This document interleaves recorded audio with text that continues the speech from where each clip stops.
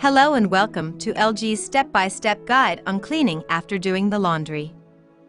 After your daily laundry, you should consider some routine cleaning tips to keep your washer running efficiently. It is best to always remove the laundry from the drum as soon as a washing cycle is complete. Leaving damp items in the washing machine can cause wrinkling, color transfer, and odors. Make sure you have not left anything behind inside the drum. Then, use a soft cloth and wipe the door seal and door to remove any moisture and pet hair if applicable. Also, leave the door slightly open to let the inside dry out. Now let's move on to cleaning the exterior and door.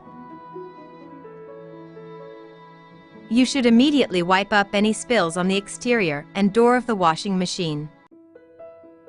So if you spill something, first wipe up the spill with a damp cloth until clean.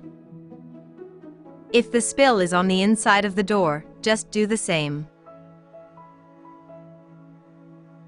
Then wipe the same area again with a dry cloth and make sure that there is no moisture left in the crevices or cabinet joints.